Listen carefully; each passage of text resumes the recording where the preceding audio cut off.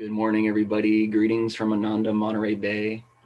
My name is Satya, and today is a special day. We have two visiting speakers today from Ananda Village, Nayaswami Krishnadas and Nayaswami Montradevi, promising to be a very rich Sunday service this morning. So right off the bat, I like this idea of let's do a couple tensing and relaxations before we do an opening prayer together. So let's breathe in with a double breath and tense and hold, and then exhale with a double breath, and we'll do it twice. So let's inhale together.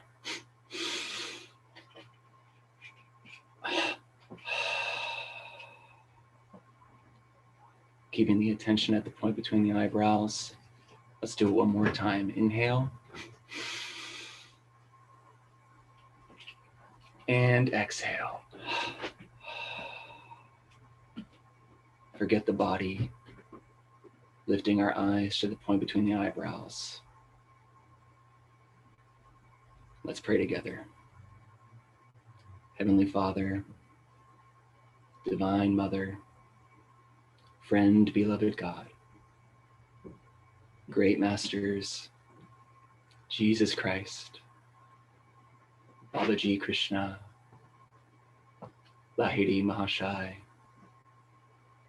Swami Sri Yukteswar Ji, Paramhansa Yogananda, saints of all religions, friend and guide Swamiji, we lovingly bow to you all. Be with us today.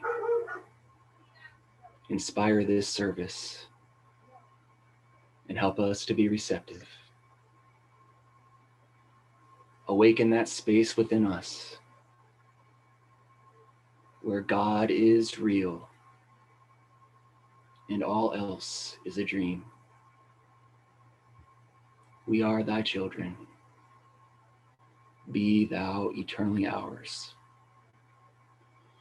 Om. Peace. Amen.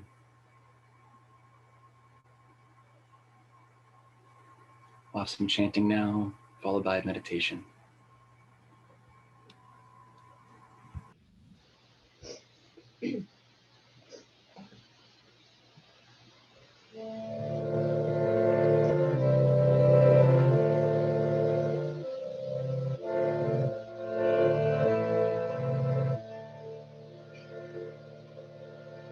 Lord, when in darkness, Lord, in confusion, always I'll follow thee. Lord, when in darkness, Lord, in confusion, always I'll follow thee. If I grieve or lose my way, Lord, only thou can comfort me. If I grieve or lose my way, Lord, only thou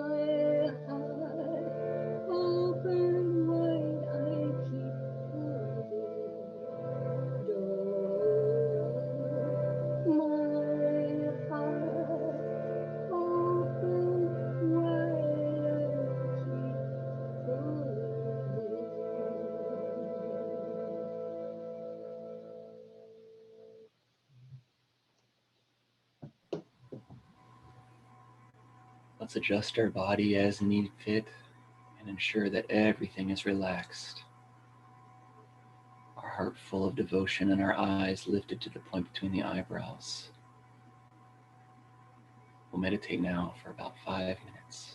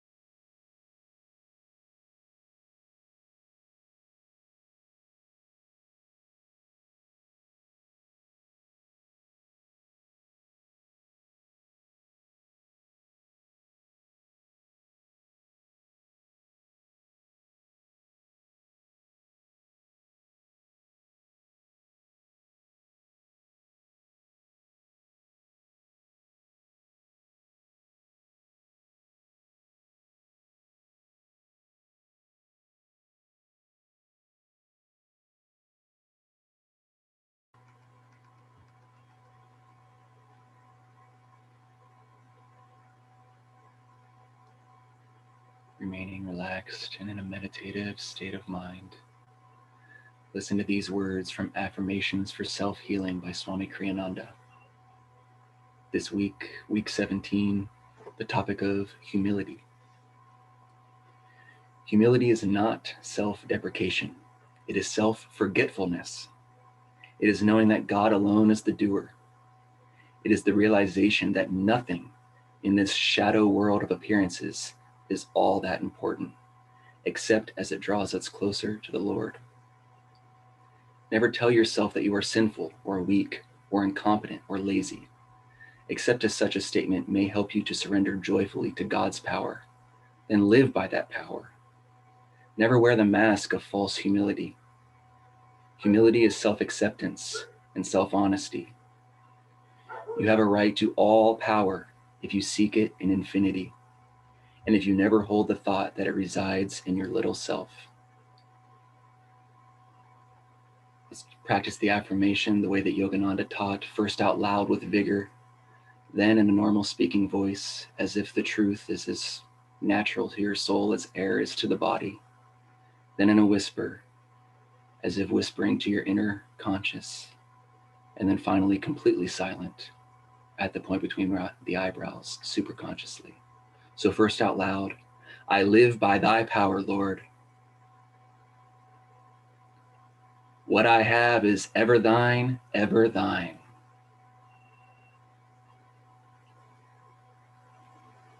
I live by thy power, Lord. What I have is ever thine, ever thine.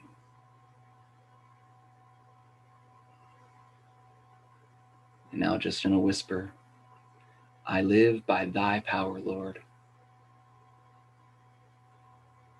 What I have is ever thine, ever thine.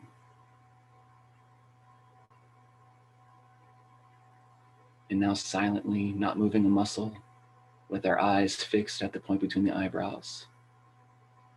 I live by thy power, Lord. What I have is ever thine, ever thine. I live by thy power, Lord. What I have is ever thine, ever thine. Please follow along silently with this prayer. Thou art the doer, Lord, not I. Express thy perfection through me as I strive ever eagerly to live in thy light. Om Shanti, Shanti, Shanti. Amen.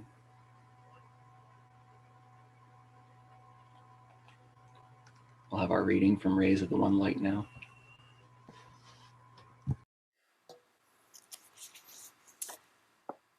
We're on week 17. Is that right? I thought.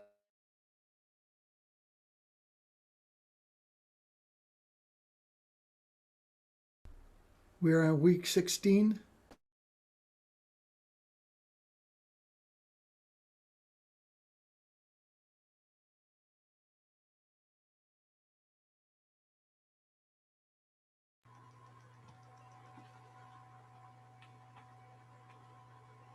Robin seems to have froze. Wasn't Easter 2 weeks ago?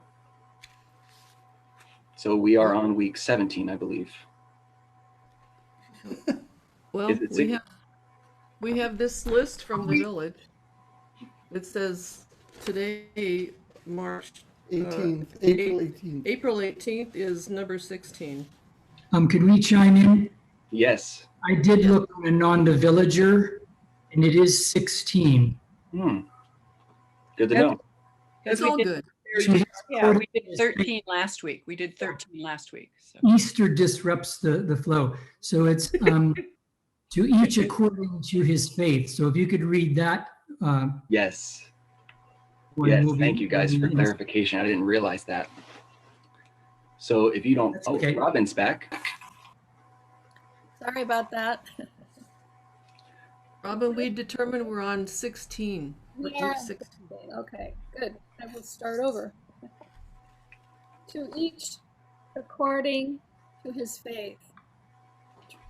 Eternal, realize oneness within you, deathless self within. The following commentary is based on the teachings of Paramahansa Yogananda, the Gospel of St. John, chapter 3. We read, everyone that doeth evil hateth the light, neither cometh to the light, lest his deeds should be reproved. But he that doeth truth,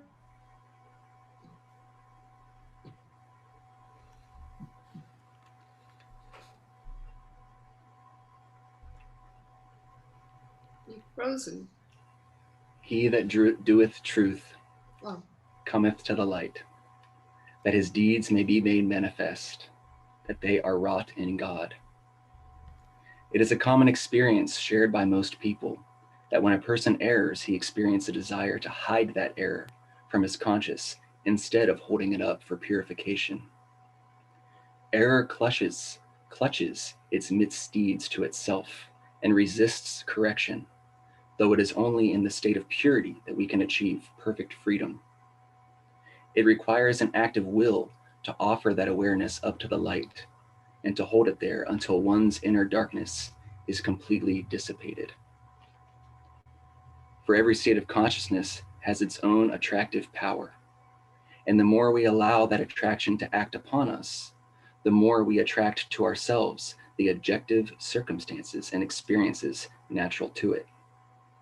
Our faith is the attractive power of our underlying state of consciousness. Goodness attracts goodness. It takes goodness even to see goodness. Evil attracts evil, and it takes evil even to see evil, that is, to take special note of its existence. Whatever there is in you of darkness or light, offer it up to the heights. In the supreme light alone will we find salvation. Accept nothing less in yourself as your lasting reality. As the Bhagavad Gita says in the 12th chapter, cling thou to me, clasp me with heart and mind, so shalt thou dwell surely with me on high. But if thy thought droops from such height, if thou beest weak to set body and soul upon me constantly, despair not, give me lower service, seek to reach me, worshiping with steadfast will. And if thou canst not worship steadfastly, work for me, toil in works pleasing to me, for he that laboreth right for love of me shall finally attain. But if in this thy faint heart fails, bring me thy failure. Thus, through Holy Scripture, God has spoken to mankind. Om,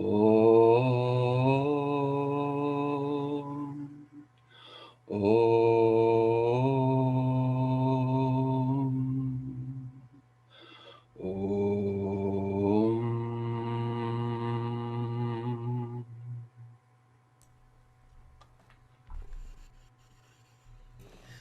Thank you, Satya. That's one of my absolute favorite readings. Bring me thy failure.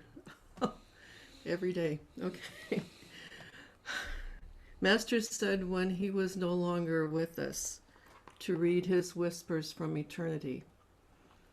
He left us a lovely poem. I don't hear read very often, so I'd like to share this with you this morning, called I Am Here. Alone, I roamed by the ocean's shore and watched the wrestling waves in brawling roar, alive with thine own restless life. Thine angry mood in ripply quiver, until thy wrathful vastness made me shiver and turn away from nature's heated strife. And then a kindly spreading sentinel tree waved friendly arms to comfort me, consoling me with gentler look sublime, its swaying leaves in tender lullaby rhyme, singing a message that I knew was thine. Above I saw the gaugeless mystic sky, and childlike in the valley dim I sought to pry at thee and to play with thee. But in vain I sought thy body hiding there, cloud-robed, foam-sprayed, leaf-garlanded, too rare for mortal eyes to see or ears to hear. And yet I knew that thou wert always near, as if to play at hide and seek with me, receding when I almost touched thee, groping to find thee through the maddening fold of ignorant darkness, old as time is old. At last I ceased my search in dim despair, my search for thee, O royal sly eluder, everywhere. yet seeming nowhere, lost in unplumbed space where none may clasp thee or behold thy face. In haste I ceased my fruitless search and hide away from thee. Still no answer from the wrathful sea, and only whispers from the friendly tree, just silence from the limitless blue sky, silence from valley low and mountain high. Like a hurt child, within the depths of me I hid and sulked, no longer seeking thee. When lo, unheralded, some unseen hand suddenly snatched away the all-black band that had so blinded me with fold on fold. No longer weary, filled with strength untold, I stood and watched again a laughing sea instead of wrathful roars, a gay, glad world with mystically opened doors, with only mists of dreams between. Someone beside me stood unseen and whispered to me cool and clear, "Hello, playmate, I am here." I've heard your flute high on a cloud, your call I can't resist. Oh, let me come and play with you. We'll scatter music with a dew and sound the morning mist. I've heard you piping on a hill. All else I've set aside. Oh, let us dance the mountain peaks and skip with breezes on the creeks and soar the valleys wide. Your flute has called me to the fields. Now I've no place to live. Don't send me back, rejected friend. Whatever I call mine must end. All that I am, I give. I hear your call in every tree, in every flower and stream, and sweetest melody of all, a song that heaven's joy recalls.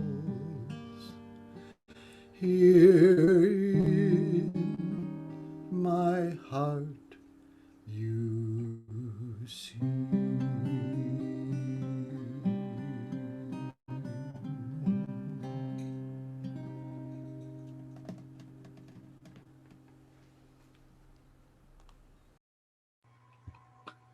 Thank you very much, Pam and Sam.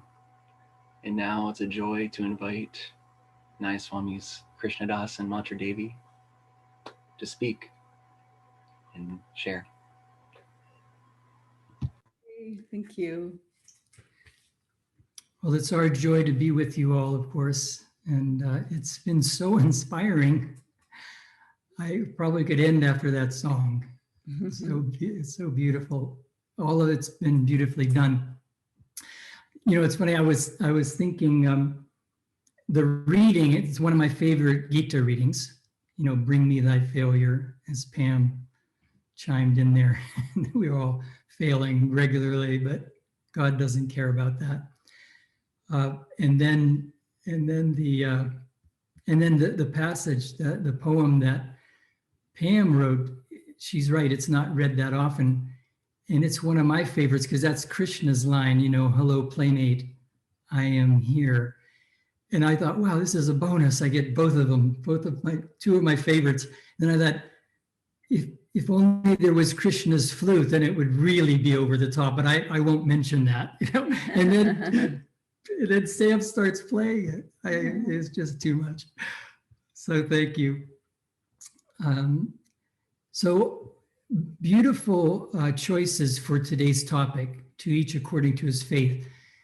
You know, it's so important. This is one of the most important readings. I know we always say that about all the readings and all the qualities, you know, loyalty, devotion, attunement, but faith is certainly up there because Master talks about, first of all, he says, intensity is everything. Intensity of awareness. Be intensely aware of everything that you do. And that certainly applies to the quality of faith within us. Faith could be considered an attitude.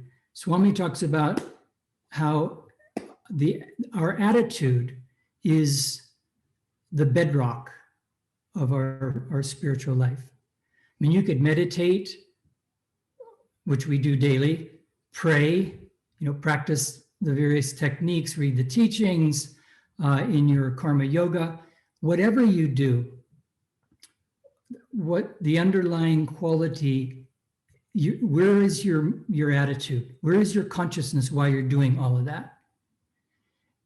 If the consciousness is right, you're going to be gaining God's attention just by the sheer energy and magnetism of how you're doing it. God is not ever judging us, condemning us, but it is a natural law, cosmic law, the energy and magnetism. It's where our consciousness is, determines the grace that we draw. And faith is certainly essential to each according to his faith. In the Bhagavad Gita, the chapter 17, it talks about the qualities that go with faith, whether it's sattvic, rajasic, or tamasic. I won't get into too many examples because I don't have a lot of time.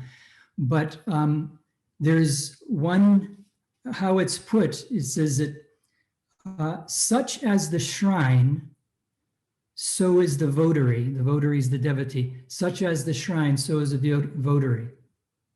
Now, Master translated that to, as a man is, so is his faith. As his faith is, so is the man. So everything is determined by our faith. Now, when Swami said to Master, a well-known quote that we all know and have heard many times, when you're gone, will you be with us? He said, those who think me near, I will be near. Now, he could have said, those that have the faith, I am near. Because if we have that faith, we could think of Master, but is there the quality of faith that he will be near? You know, so faith is really essential to everything we do on the spiritual path. And so we have to develop that faith. And as we're taught by Master and by Swami, that faith comes from proven belief. You can believe, which we should believe in all of this, but belief doesn't make it true. Because Swami would say you can believe, they believed the world was flat, that didn't make it so. So it doesn't necessarily depend on belief, where we're going to be going, what we're going to be doing, how we're going to be doing it. It depends on having the right belief, and then as it's proven true, it gives us faith. And that's how faith grows incrementally. There's a moving story in the movie Jesus of Nazareth, where that centurion, played by Ernest Borgnine, he comes to Jesus and he says, and Jesus was among his followers, and he said, would you heal my servant? He's like a son to me, and I care about him very much. I love him. And Jesus made a move to get up to come to his place. And the centurion said, no, you can't come to my house. I know that you will be defiled as a Jew coming into the home of a Roman. I know that if you just say the word, he'll be healed right from where he was. And Jesus said, did you hear this man? I'm paraphrasing totally here, where he said, it's seldom I've heard this kind of faith from the, let's say the followers, my followers, or the children of Israel. Okay, so that kind of faith is really necessary. And that story about Master, where he would walk the children over that precipice on that tree that had fallen down, and then after Master left, whoever took over he would walk the children over, and they'd be singing, and with Master's power and spiritual power and protection, and they'd all make it. And then his successor, perhaps right after him, whoever it was that tried to do that, one of the children fell. And he said, Master was sad to hear that, but he said, you can't presume on God or Guru. You have to have the faith, because the faith, strong enough, pure enough faith, attracts God's power, and it can't be presumption. So we can't be overstepping our faith, but nevertheless, faith is essential. And as it grows within us and in our spiritual evolution, we will go from the various Tama, Raja to Sattvic faith, where it's pure, it's powerful, and there's no doubt, not an iota of doubt or uncertainty, or done for any other reason, based on what? Our love. Love and faith go hand in hand. Our love for the Guru, and our gratitude for everything he's doing for us all the time. That's why we're on bended knee. The materialists, the worldly people don't quite understand this. It's like oil and water, as Ramakrishna says. As devotees, we are so, should be sweetly and like unquestionably and without limit, faith in Master, in Divine Mother, because they are with us all the time. We only need to increase our awareness of that and draw on that presence and have the faith that it's there. It's there. And we don't need to shun from feeling that it isn't there because of we've erred, as the reading is in the Bible, because it's almost simultaneously when you err, you pull back. You hope, you're embarrassed, you're shamed, you feel guilty, and you don't want to open up at that moment, or maybe a little bit for a while, because you're in that consciousness, and God is watching that, and with thinking, you're just separating yourself from me for no reason at all. I can't help you right now. I saw you do, I knew you were going to do it. I saw you did it. And probably I knew you were going to be this way about it, but I hope you learn that that's not how to do it. We're going to err. How are we going to learn our lessons? We're going to err. That's how we grow spiritually. We can't hold back. If we look at the history of Ananda, it has been over decades, we've watched it grow and change and go this way and that, and it hasn't always been smooth, easy, and perhaps exactly how Master and Swami wanted it. I know it for sure that it wasn't. Swami made many adjustments. I think if we were, like Swami said about Master, he goes, I think if we would have just locked into Master and was much more in attune with him, we could have done much more greater things when he was in the body, and maybe, thereafter. We could say that same about Swami Kriyananda and his vision for Ananda and how he saw it evolve and the vision he had. But he always adjusted, and that's how we were all growing. It was a he said a laboratory, a living laboratory, and a grand experiment. And look how it's turned out. I mean, it's turned out wonderfully, because still there is the faith and it's a bhakti yoga of following Master in his footsteps, the Premavatar, Swami's great love in all that he did for Master and to serve the world, serve his work, and serving everyone, trying to bring them closer in their attunement and their awareness of these teachings. Mm-hmm. And that's what we're all doing. Mm-hmm. And enjoying this satsang together, and in each and every one of our lives, be the light. Have faith you're walking hand in hand with Master and Swami, and be that light. And no matter who you interact with, just see them as a child of God. Know you're a child of God, and just enjoy that lila. Mm-hmm. So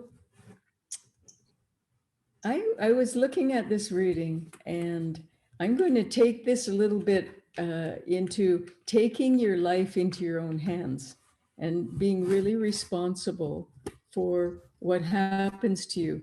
Because I think the most important aspect of this whole reading, or an important one, of course, faith is the principal one, but when Swami said every state of consciousness has its own attractive power, and the more we allow that attraction to act upon us, the more we attract to ourselves the objective circumstance and experiences natural to it. So when you realize that he's saying every state of consciousness has its own attractive power. Okay, so we are constantly attracting to ourselves exactly what we are attracting to ourselves through our state of consciousness. That's the most important thing. And as Krishnadas was saying, that, you know, whatever state of consciousness we're in is the state that is going to either attract God to us or is going to repel the light from us. And that state of consciousness, you know, we are not the gunas, we attract the gunas. So we attract sattva guna, we attract rajaguna, we attract tamaguna. So what are you doing in your mind and in your consciousness that is attracting those things in your life that maybe you don't want to attract? And we're putting out that energy, but then we say, well, I'm not seeing God, I'm not feeling God, I'm not being where I'd like to be, like that devotee who had asked Rajarsi Janakananda for an experience of samadhi. And Rajarsi said, oh no, you're not ready for that. He said, if I gave you that experience now, you wouldn't be able to stand yourself when you came back to your regular consciousness. So it's incremental. We are bringing our consciousness higher. And that's why it's so important to keep that in mind and to keep striving for it and be very clear that where is my consciousness right now? Is it going down? Is it going up? And, you know, our karma comes into play because we foster every bit of karma that comes to us through our consciousness. So we have lots of karma. We have good karma, we have bad karma, right? What we call good and what we call bad, which often turns out to be the opposite, right? You think it's bad karma, it ends up being good karma. And so those words are not really relevant in it. But this is a story that I heard that is so apt. Let's say I have in one hand, I have black sunflower seeds. And in the other hand, I have some white sesame seeds. Okay, black sesame seeds and white sesame seeds. And now the black is my dark karma. It's the karma I don't want to foster. The white is the karma that I do want to foster. Now, let's say I plant all now, if I don't plant any of these seeds, are they going to grow? No. If I plant these seeds but don't give them any water, are they going to grow? No. If I give these seeds, I plant them, give them water, but I give them no light, are they going to grow and flourish? No. Okay. So what is so important here is that we are creating the circumstances of the ability of our karma to flourish. Okay.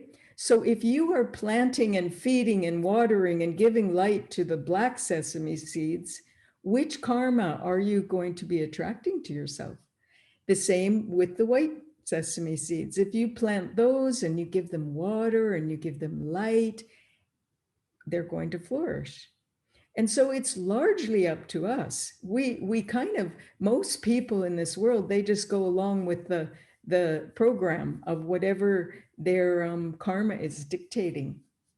And that they don't think about it one way or another. Oh, why did this happen to me?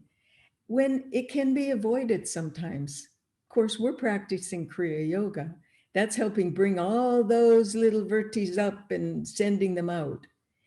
And so we don't have to pick away at each single one like we would have to otherwise. But they're going out in bulk. This is the bulk system, you know, getting rid of virtues by the tens and thousands instead of, you know, one at a time. And it takes so many more lifetimes if you only work through a few virtues at a time.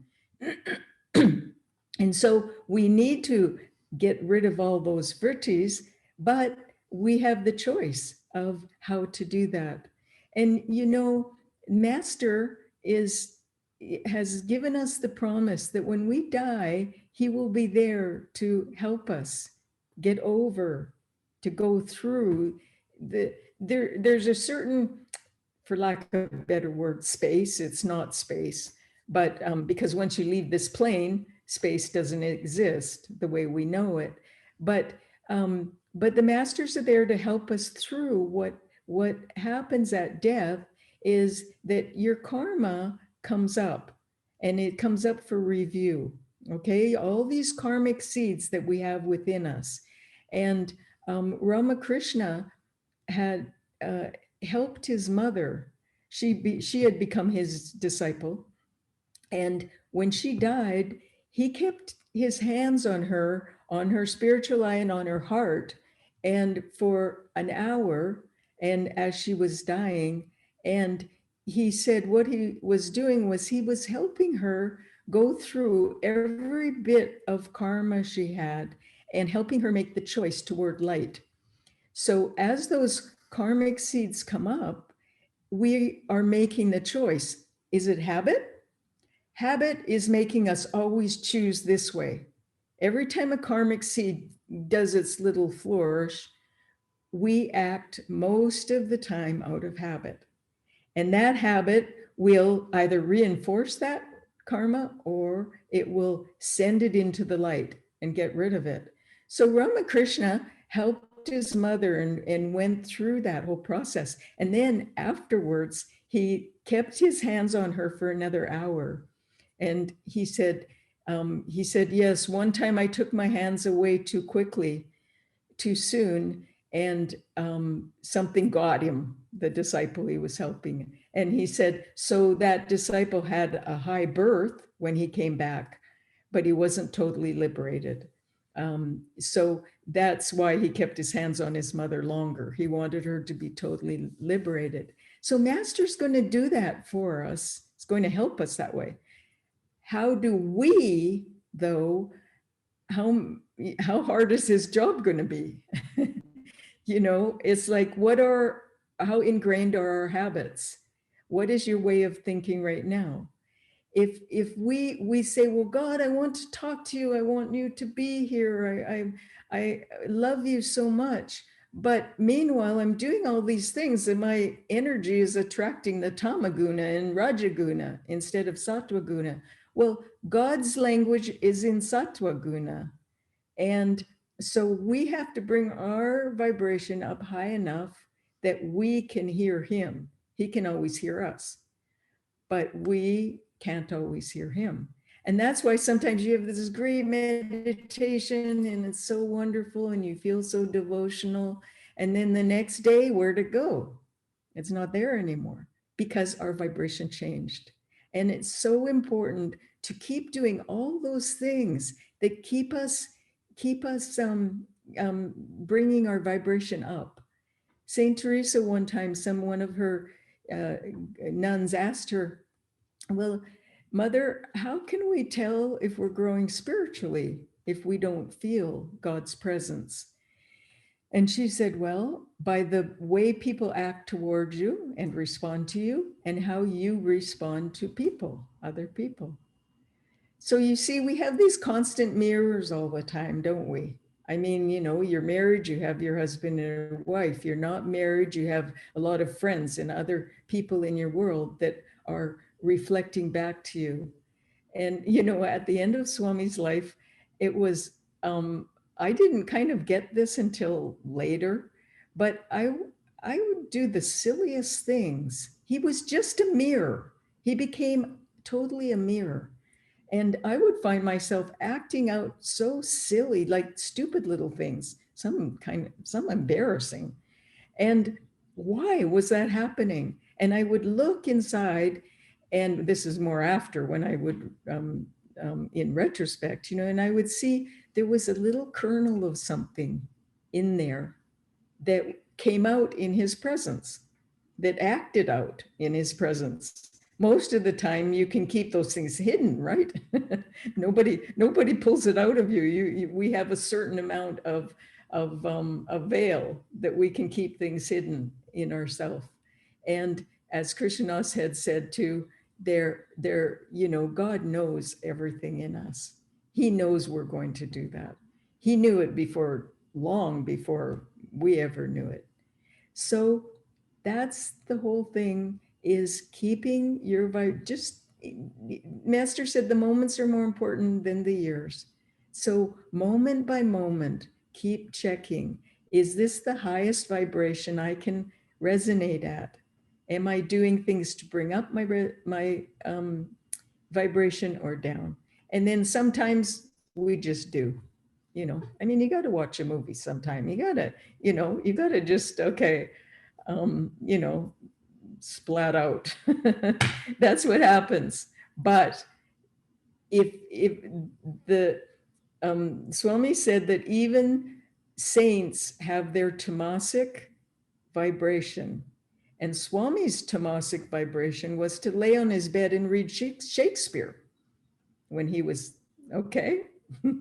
That's we can kind of use that as a gauge. And so keep your vibration going higher and higher. And I just want to read this quote from Master. The demand for the Lord's reply must be strong. A half-believing prayer is not sufficient. If you make up your mind, he is going to talk to me. If you refuse to believe differently, regardless of how many years he has not talked with you, if you go on trusting him, one day he will respond. God bless. Thank you so much. And so now we have a time to share, and questions and answers is what we've been told. Tell you what, before we do that, can we do a healing prayer? Just to take all the blessings and the little mistakes and everything that happened during the Sunday service and send out 3 ohms to the entire world to include all of our brothers and sisters in our Ananda family and our family of self-realization and our family of forgiveness. So please pray after me. Divine Mother, thou art omnipresent. Thou art within all thy children. Manifest thy healing presence in all bodies, minds, and souls. Rubbing our hands together, our eyes lifted to the point between the eyebrows, let the holy Om flow through you to encircle the globe. Om.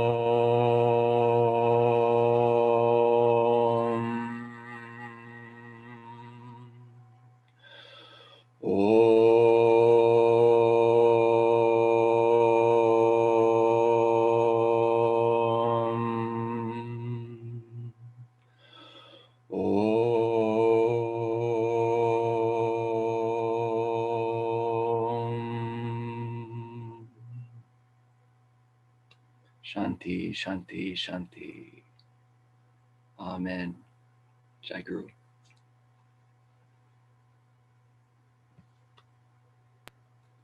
Thank you so much, Krishnadas and Montradevi. Beautiful. Thank you. You're so welcome. It's been a joy to be with you all and see you all. Does anybody have anything they'd like to share, ask? I wanted to, if I may, I wanted to add a word, Mantra Devi, to your talk. You were talking about the vibration, and the one word was attunement. Being in tune and being in tune with the masters, being in tune with Master, being in tune with Swamiji. Their thoughts, their vibrations. You can adjust the string, your heart string, your mind string, whichever string you have on whatever instrument you have within your body, and adjust it, the tension on it, so that it vibrates with our teachers, with Master, and with Swamiji's, with you, with all of us. We have that one string that we just need to tweak the tension on just to keep us in attunement. Yes, thank you for saying that. Because you being a musician, yeah, you have to tune the guitar so that it resonates with Master's vibration. Yeah, thank you. In 12 minutes, I couldn't cover everything. Well, it was wonderful.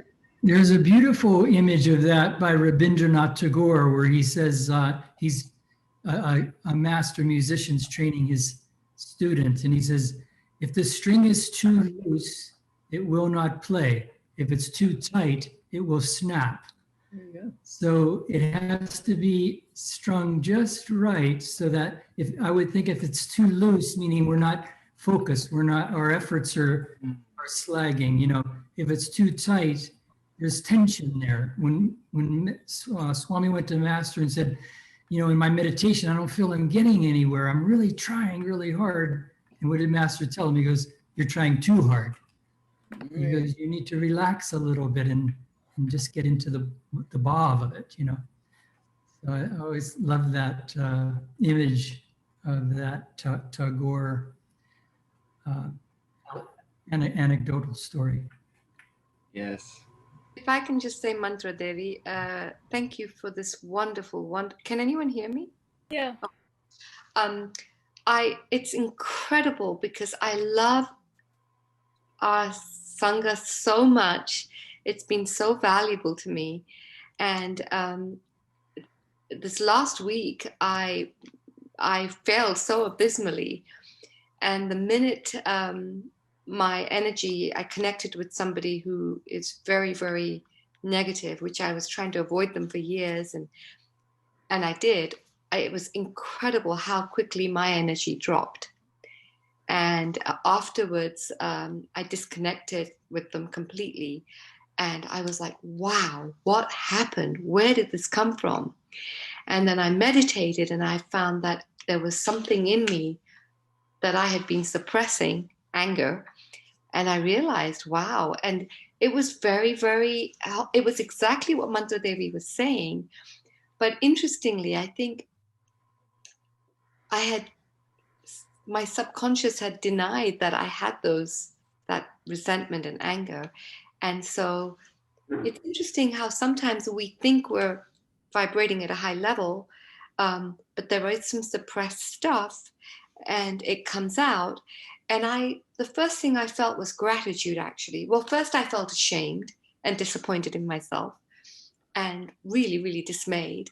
But then I was like, almost instantly, there was this gratitude. Oh my God, that was inside me. And then there was this sort of, wow, I'm so, I don't know how to express it, but I'm just saying it was wonderful. And I needed to hear this talk today, Mantra Devi, to make me realize, okay, enough self-flagellation, enough self-criticism. Now increase your vibration, because as you said, if the string is too tight, I see it almost as not, when you're too tight, it can also be you're too self-critical, too hard on yourself, you're fasting too much, you're too disciplined with yourself, we're not gentle with ourselves, and then we can snap, Because a lot of people in India, for example, punish themselves. They punish their body, they punish their, through the fasting, through the yoga, the lying on nails and all of that, So you can also be too harsh with yourself. So it was a perfect talk for me today. Thank you so much, because I feel like, yes, now I've got to increase my vibration. So being with all of you today has definitely increased it. And thank you so much. Yeah, and it really shows how much environment is stronger than will. And until your will gets stronger than the environment, because then you make the choice. The difference between, Swami said, difference between us and a saint is that a saint chooses love every single time.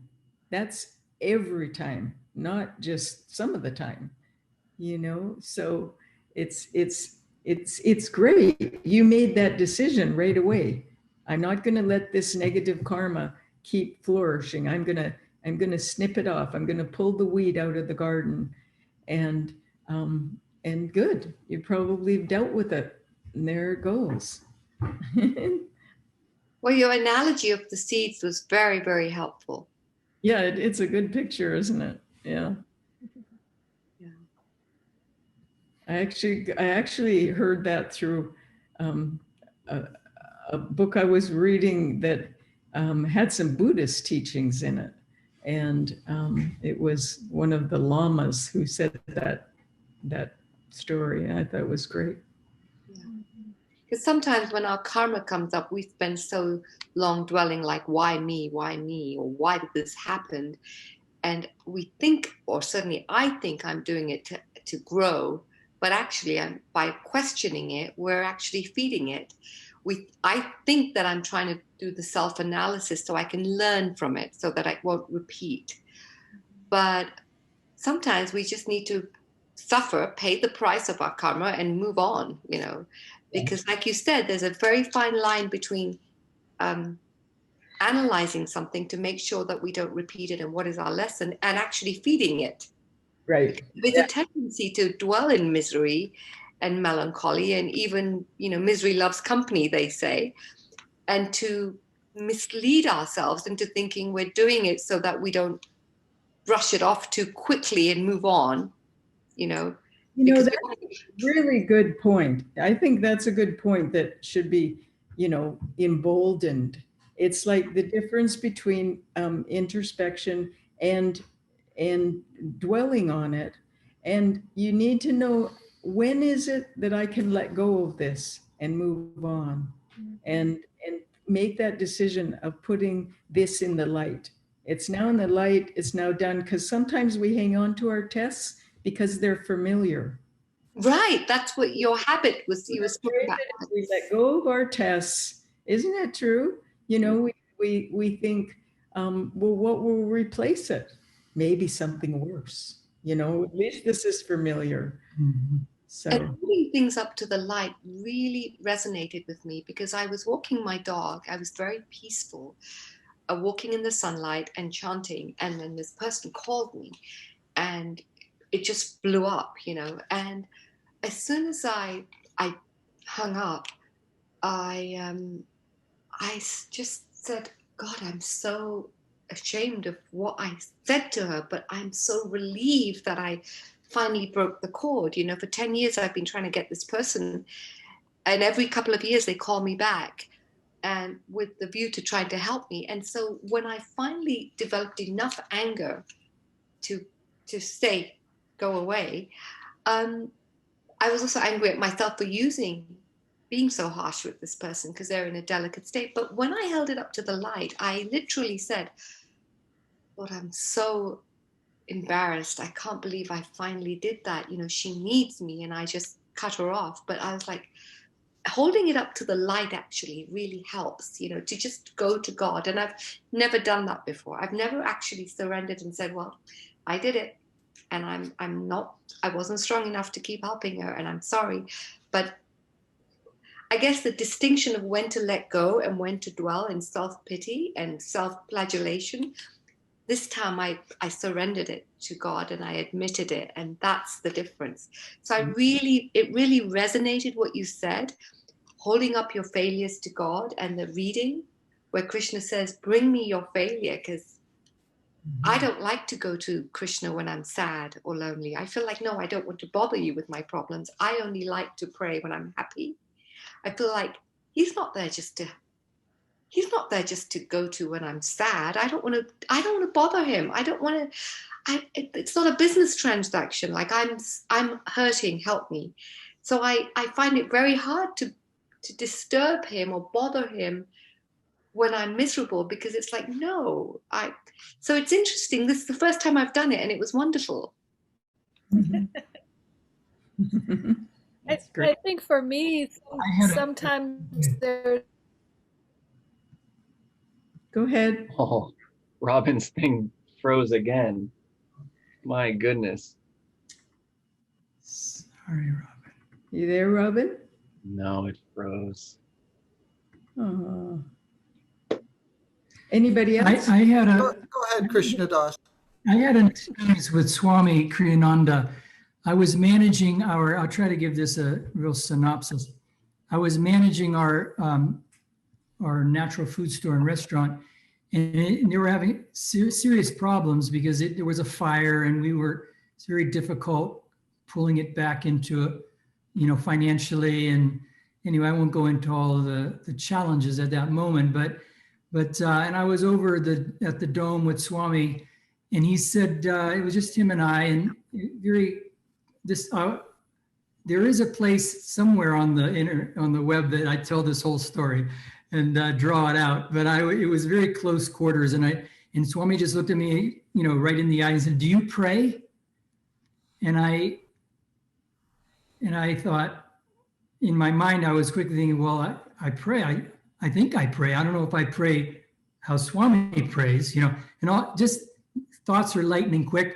But because I didn't just say pretty quickly to him that, yes, I pray, he said, "You need to pray," And so I was very uncomfortable at that moment, with my teacher thinking he thinks I don't pray, So I marched kind of up to my cabin after that, kind of really, reviewing that and really upset inside, thinking, Swami thinks I don't pray, this is horrible, what kind of a devotee am I, So anyway, because he said, you need to pray. He said, you need to pray, So I went home, and this is very dramatic, and it was cold. I didn't want to light a fire. So I used to put my sleeping bag over me and do some asanas before I'd meditate. So I have my big sleeping bag over me. I'm mulling this over. And then I was talking to Master. I said, Master, Swami wants me to pray about what's going on at Earth Song, that these mundane problems. And then I whipped the blanket, the sleeping bag off my hand. I went, because I said, I don't want to bother you. I said, I don't want to bother you with these mundane things. And then the sleeping bag went off my hand. I went, I'm going to bother Master. You never bother. He wants you to bring everything. As Krishna says in the Gita, you bring him everything, because how else can he help you?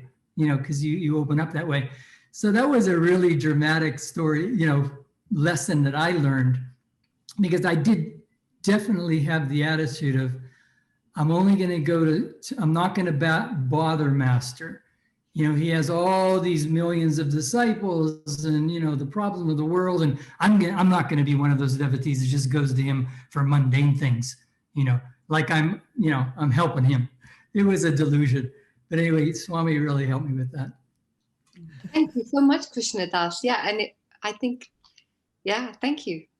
And then if I didn't learn the lesson, we were in a community satsang, and Swami's giving this talk, and he wanted the community to understand this. He goes, I was talking, my name was Bill. I was talking with Bill the other evening. He doesn't pray. Told the whole So I like got in the chair like this, Afterwards, people are coming up to me going, you know, because they could, you know, they could imagine how I probably felt to be. But then someone said, wow, you're so lucky to be able to be part of this lesson we all need to learn. You kind of were the impetus. Yeah. You know, and I thought, well, sure. I'd love to share something I heard yesterday on my drive back from San Diego. I was listening to one of Master's CDs. It made me laugh so much. He was talking about when he first lived in the ashram before Sri Yukteswar, and how they couldn't eat until their guru came back and he was gone. And he was very, very hungry. And then the train was supposed to be in at 2, but then he heard the train was going to be late. Great, I get to eat now. You probably all heard this story. Train got in at 5, and then the guru wants to meditate. So Master is praying, let the meditation end soon. So if he can pray for his stomach, you know, so strongly, then we shouldn't feel bad. He just said it in such a funny way. Yeah, that was a good story. He had no problem praying for, you know, his comfort. Because he was totally solid that he was God's child and that God loved him. And I think a lot of us, you know, we're a little wishy-washy about it, you know. Well, when I first heard that he said, the first time I heard him say, you need to pray to God or Divine Mother as though it's your own mother, and that you demand from your mother and your mother would give you anything. And it was a revelation for me. Like, one of my earliest memories is my mother telling me under no uncertain term, do not ask for one thing or I will spank you so hard. You know, unfortunately, that's my experience. So I had a lot of unlearning to do. That was just a real eye-opener for me, that yes, I have a right to ask for what I want, because I certainly wasn't raised that way. Unlike him, obviously. I think he demanded what he, you know, and he got it growing up. So I relate to what everybody said here around, in the reading, the difference between humility and self-flagellation. You know, that's not humility. I still haven't quite figured that out either. Exactly, I haven't wrapped my head around the whole thing, because there's that wanting to do, caring so much, wanting to have the right attitude and take full responsibility without making myself wrong. So there's just layers. And I don't know the woman who's speaking. I don't know your name. Earlier, you shared that whole story. I related to everything you said. Yeah, it's a fine line for sure. And wouldn't it be nice if we knew what total unconditional love felt like? Master knew that. He knew what it felt like because, of course, he was a master. And so he had no doubts or no qualms or no, you know, he knew the difference. And that's what we still need to learn, because our earthly parents, they had a lot of love, perhaps, some didn't, but they were not our role model in that. And that's why we have a guru. He's our role model to know what it really unconditional love is. Having babies is great, because that shows you a lot of what. I'm just going to say that, being a mother, I think Satya said it when at the beginning, because I wrote it down in fact, I sent it immediately to my son. I said, I just heard this today. He's in college, that humility is not self-deprecation. It's forgetting the self-forgetfulness. So when we can forget our ego and forget our little, you know, and I realize now, Krishnadas, that when I was saying I'm not going to go to Krishna or Christ with my little problems, it wasn't humility or love for Krishna. It was my ego saying, you know, we have so many layers and our consciousness is so clever. Our subconscious is so clever. It's the ego, really, that is so cunning. It will trick us, you know. And then Krishnadas, you said the attitude and the attitude of surrendering, the attitude of going. So it's amazing how everything has come together today with the humility, the attitude, and the taking your failures to God and being open and honest, and with that attitude of, hey, I have this flaw in me, with that humility. So thank you so much today. Oh, you're welcome. Robin, you started to say something. Do you want to? Yeah, sorry. My internet has been so unstable today. It's never happened like this before. So it keeps going out. But yeah, I have had a life experiences where, and this has happened many times. So I'm trying to still kind of hold it to the light to see what this is really about, where I'll be in a relationship or I'll be on this path, and then all of a sudden, whoever's with me is going this way, and I keep going, and I still think they're this way, but they're not. They've gone in a different direction, and it's happened over and over again. And it's like, how can they just turn the love off, or how can they stop what was so good? And I just get blindsided by it, So I have had that happen many times, not just in relationship, but even on my own path, where I think I'm going this direction and I'm going this direction. And so I'm not sure how to hold that, but I've been holding it to the light, saying, just give me some understanding so I can let this go or not have this pattern happen again. So that's where I kind of go with the talk that you gave today, which was very helpful. Mm-hmm. I don't know if anyone has any suggestions, but there's like nothing I can do. It's like completely taken out of my control or my purview. And I'm like, okay, now what do I do with this, Well, that's Ananda's theme song, Go On Alone. Go on alone, you're need to, just keep that pole star in your mind and keep going along. And of course, we all get deviated a little bit off the path, going a little bit this and that, but that must be, one of one, obviously it's a theme to learn this life. Yeah. When it keeps happening. Yeah. I before it gets too much longer, I didn't notice Krishnadas Montradevi. If you notice in the chat box, Alex had written a question about some visitors that must have been there 2019 from China, and if you had retained any kind of contact with them to see how they were doing. I remember the situation was Inner Renewal Week. In 2020? Yeah, just before everything shut down. Yeah. If it's the Chinese that he's referring to, they were my hosts when I went to China for a month and set up all of these programs for me, and then they came to Ananda to visit and experience the village, and then I took them down to the shrines in LA and Encinitas. But yeah, I keep in touch, not as regularly as I would like or they might like, but as much as we can.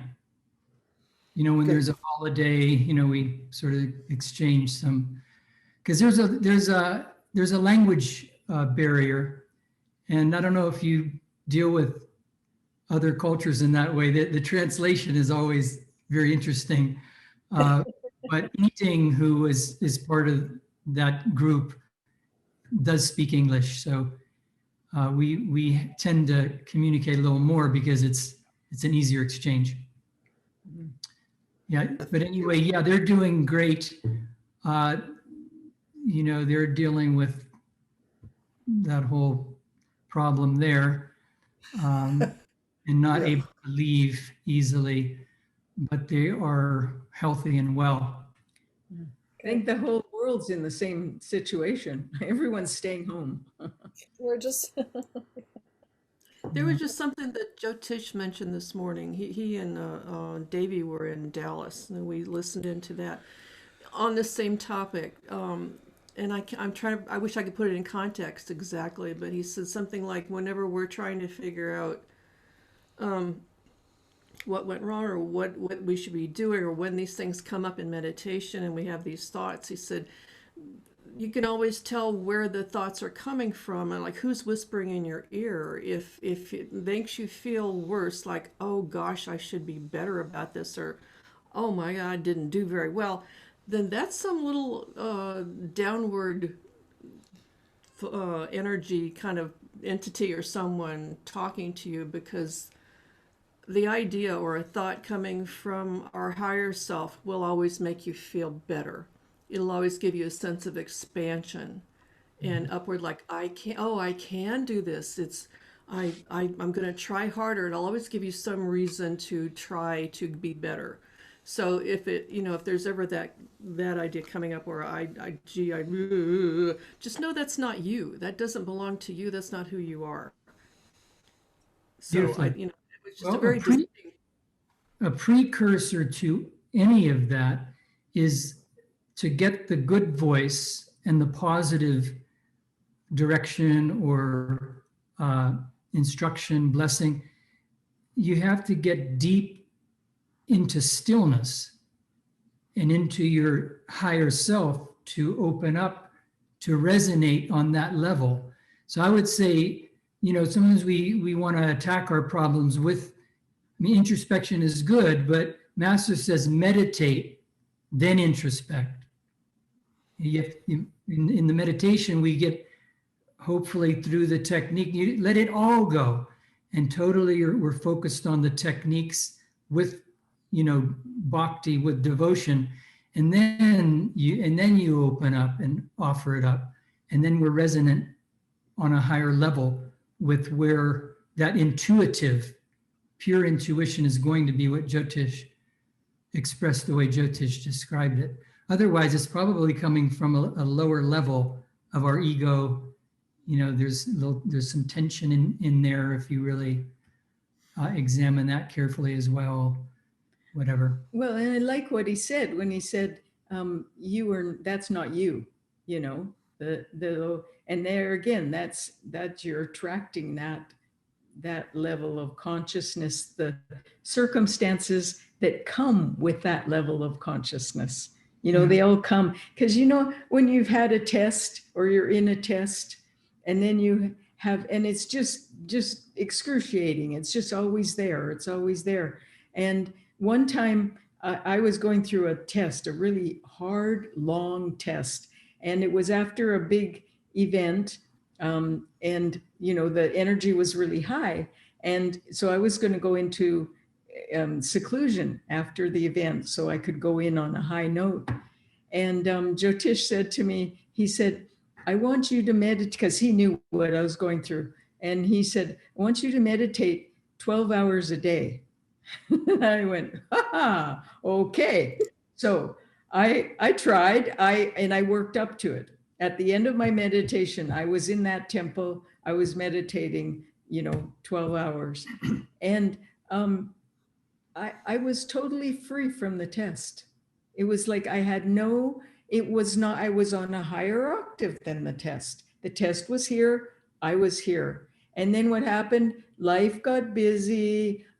So I started gradually going back down to the level where the test was, and it got me again. So I was caught in it again. But for a few months, actually, I was above the test. So, it works. Meditation works. Obviously, that was a very big test, because usually when you can get a bird's eye view, let's say, or a perspective from a higher level like that, and then when it presents itself again, you go, I know what you're about, and you can deal with it much better, and it doesn't have to get you. Right. Or you know what to do about it, Right.